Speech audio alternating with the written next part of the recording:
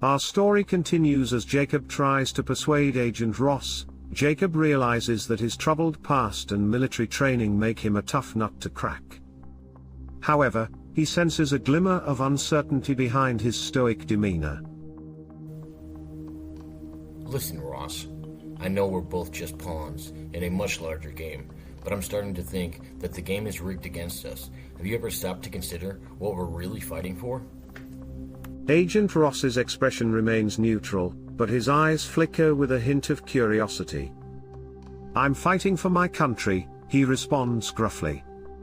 "And I won't let anyone or anything compromise that." Jacob senses an opening and presses on. But what if the people giving the orders aren't working in the country's best interest? What if they're using us to further their own agendas? Agent Ross's gaze lingers on Jacob, and for a moment, Jacob thinks he sees a glimmer of doubt. Then, his mask slips back into place. "I have my orders," he repeats firmly. "And I'll carry them out?" It's clear that Agent Ross is still torn. Jacob realized that he needed to find a way to crack his resolve and make him see the truth. He decides to confront Agent Ross with evidence of the conspiracy, hoping to shock him into seeing the truth. I know you're loyal, Ross, but I have proof that our mission is just a cover for something much bigger, something sinister.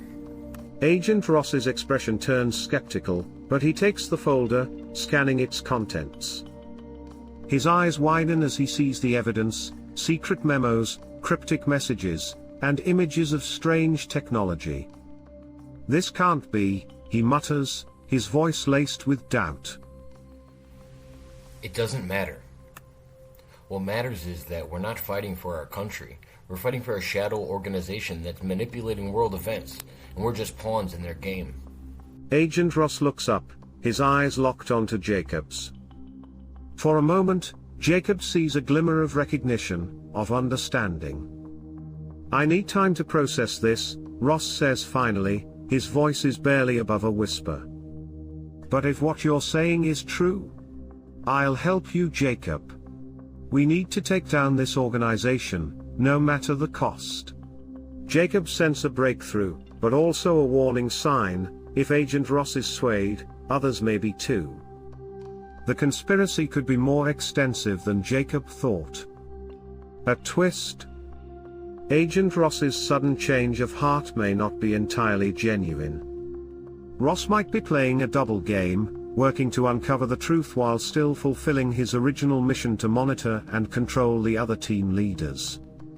As Jacob considers trusting Agent Ross, he begins to notice subtle inconsistencies in his behavior. He seems overly interested in the other team leaders, asking pointed questions about their missions and objectives. "Ross, what's going on?" Jacob asked, his instincts screamed warning signs. "Ross, you know more than you're letting on, don't you?" Agent Ross's expression turns neutral, but a flicker of surprise betrays him.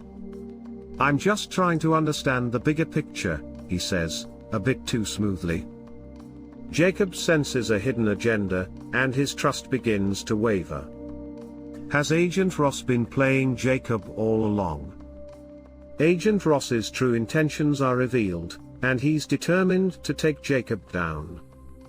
He's trying to provoke Jacob, to make him react impulsively, and gather evidence to label Jacob a disaffect. "You think you're the only team leader, Jacob?" Agent Ross sneers. "There are others out there, just like you, carrying out missions. You're not special, Jacob. You're just a cog in the machine." Ross takes a step closer, his eyes cold and calculating. "You better learn your place, Jacob. You're not a rogue agent. You're not a hero. You're just a tool, and tools can be replaced." Agent Ross's words are designed to anger and intimidate Jacob. But he knows that giving in to his emotions would play right into his hands. Jacob decides to play it cool, apologizing and acknowledging Agent Ross's authority, all while hiding his true intentions. Jacob knows he can't trust Agent Ross, and that he needs to find a way to secretly collaborate with the other team leaders. Thank you, Agent Ross. I'll make sure to stay focused on my mission's objectives from now on. Agent Ross eyes Jacob skeptically, but seems to accept his apology. See that you do, Jacob. I'll be keeping an eye on you. Jacob knows he's walking a tightrope, but he's determined to find a way to work with the other team leaders without arousing Agent Ross's suspicion. Jacob starts to think about how he can secretly contact them, and begins to formulate a plan. Meanwhile, Agent Ross is thinking, Jacob's apology seems sincere, but I'm not convinced. I'll need to keep a close eye on him. And I still need to find out what he knows about the other team leaders. Jacob's next move is to try and gather intel on the other team leaders, without alerting Agent Ross. Jacob starts to dig through classified files, looking for any mention of the other teams or their leaders. As Jacob searches, he comes across a cryptic message that reads, Echo 1, Bravo 6, Charlie 9. Look for the pattern. Jacob decides to use the message as a starting point to try and contact the other team leaders directly.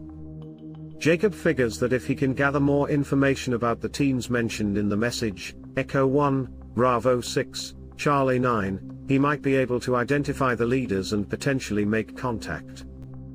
Jacob starts by analyzing mission logs and personnel files, looking for any connections to the teams mentioned in the message.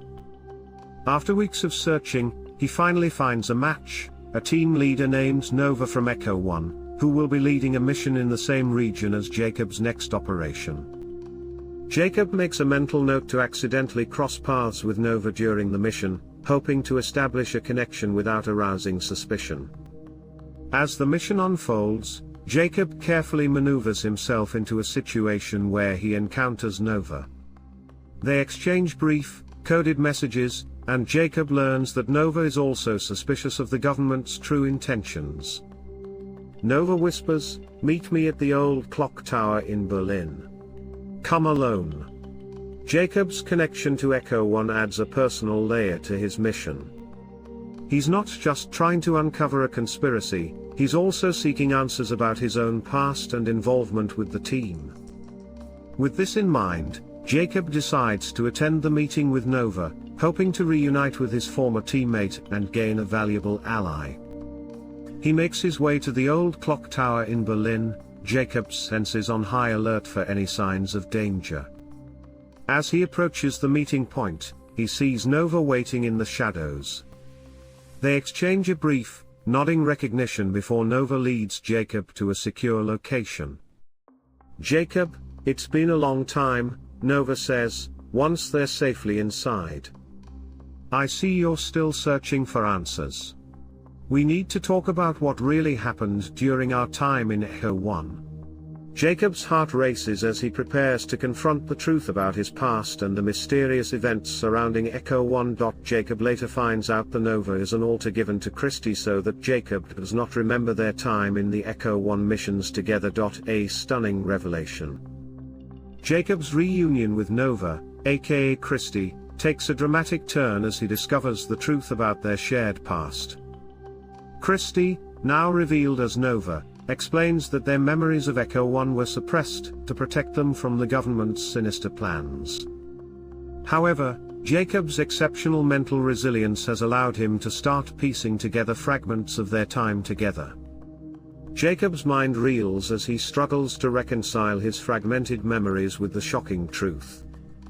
He remembers snippets of missions, Christie's skills, and their camaraderie, but the full extent of their experiences remains shrouded in mystery. Christie's eyes lock onto Jacob's, filled with a mix of emotions, concern, trust, and a hint of fear. "Jacob, we need to be careful. Our memories are resurfacing, and that puts us in grave danger. We must work together to uncover the truth and take down the conspiracy before it's too late." Jacob's determination intensifies, fueled by his growing memories and his bond with Christie. You're right, Christie. I want to know more, but we can't talk now. We can't slip up now. Agent Ross has his eye on me. Not yet, but I've heard of them. I've been trying to gather intel without arousing suspicion. Agent Ross is already skeptical of me. Christie nods understandingly. Be careful, Jacob. The others are just as wary. Joseph is the most elusive, always seems to be one step ahead. James is charismatic, but has a hidden agenda. And Rocco. Rocco is a wild card, unpredictable and dangerous. Jacob's mind races, processing the information. I'll be cautious, but I need to know more about our time in Echo 1, Christie. What happened? What did we do? Christie's expression turns somber, her voice barely above a whisper. We'll talk soon, Jacob. But for now, let's just say, we were part of something big. Something that could change everything. With that, Christie disappears into the shadows, leaving Jacob to ponder the mysteries of Echo 1 and the true intentions of the other team leaders. Jacob decides to continue gathering intel on the other team leaders while also building trust with Agent Ross. Jacob meets with Agent Ross, sharing some of the information he's gathered, but carefully omitting any details about Christie or Echo 1. Agent Ross seems pleased with Jacob's progress, but still maintains a level of skepticism. Good work, Jacob. But remember, I'm watching you. Don't think about crossing me or the agency. Jacob nods, playing the part of the loyal agent. Of course, Agent Ross. I understand the risks and rewards. As Jacob leaves the meeting, he can't help but feel like he's walking a tightrope. One misstep could mean capture, or worse. Meanwhile, Jacob receives a cryptic message from an unknown source: meet me at the old warehouse at midnight. Come alone. Jacob decides to attend the meeting, hoping to gain valuable information about the other team leaders. He arrives at the old warehouse. Jacob's senses once again on high alert for any signs of danger. Inside, he finds Joseph, the elusive team leader Christie mentioned earlier. Joseph is shrouded in shadows, making it difficult for Jacob to read his expression. Jacob, I've heard a lot about you, Joseph says, his voice low and gravelly. I must admit, I'm intrigued. You're either very brave or very foolish. Jacob stands his ground, trying to appear confident. I'm just trying to uncover the truth, Joseph. About Echo 1, about the agency, about everything. Joseph chuckles, a dry, mirthless sound. The truth is complicated, Jacob. But I'll give you a piece of advice: be careful who you trust. Even among the team leaders, there are those who would sell their souls for power. With that, Joseph disappears into the darkness, leaving Jacob to ponder his words. Jacob shifts his focus to learning more about the other team leaders and their missions. He starts by gathering intel on James, trying to understand his charismatic personality and hidden agenda. After weeks of surveillance, Jacob discovers that James is leading a team on a mission codenamed Nightshade. The details are scarce, but Jacob suspects it's connected to a string of high-profile assassinations. Next, Jacob turns his attention to Rocco, the wild card. He tracks Rocco's movements, finding a pattern of erratic behavior and unexplained absences. Jacob begins to suspect that Rocco may be working on a rogue mission, potentially compromising the entire agency.